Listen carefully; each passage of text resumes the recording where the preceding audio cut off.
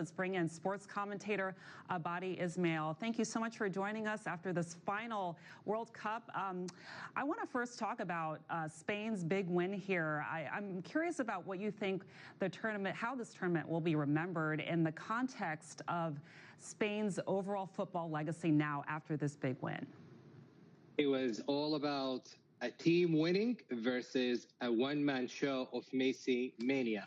It is no more, because everybody knows there is no Messi without Ronaldo. But going into this tournament in general, the FIFA World Cup has always been more than football. And this is clearly demonstrated in this FIFA World Cup between three nations. Sports, politics, economies, culture, and technology have all come together. This 2026 World Cup has shown us it's not only great football, but also how global events can unite people while highlighting some of the biggest challenges that we live on a daily issues.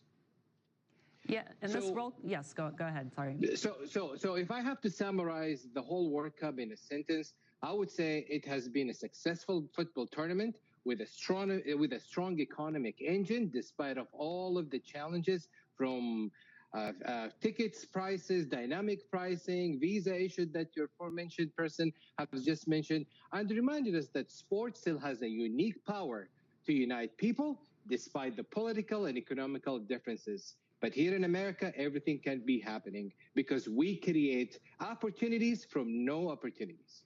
Abadi, I also want to talk about the fact that this World Cup featured the most teams in history. How did that change the dynamics of this tournament in general, would you say?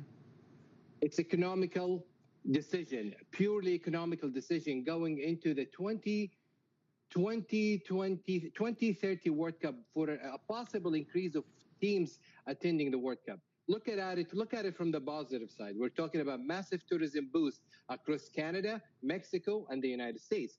From hotels, restaurants, airlines, local businesses benefiting from millions of dollars of visitors visiting these hosting nations. The infrastructure investment that continue to benefiting all of these host cities and states along the tournament. And look at it like from the World Cup generated billions of dollars in economy for the states and for the FIFA.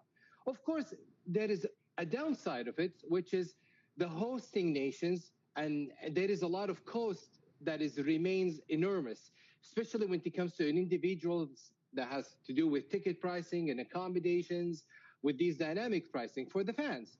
And the smaller supporters sometimes struggle to attend because of the travel, the lodging costs, and so forth. However, we have seen a strong economy.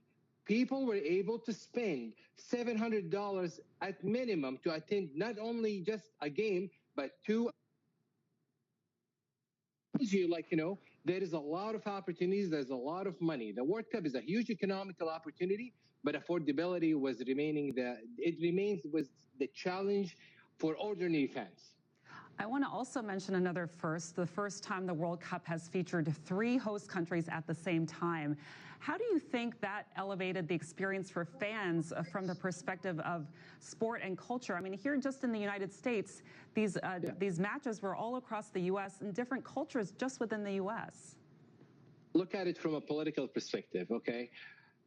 Football continued to serve a diplomatic bridge between bringing together fans from every continent as possible. Sports created this conversation across culture that politics cannot do.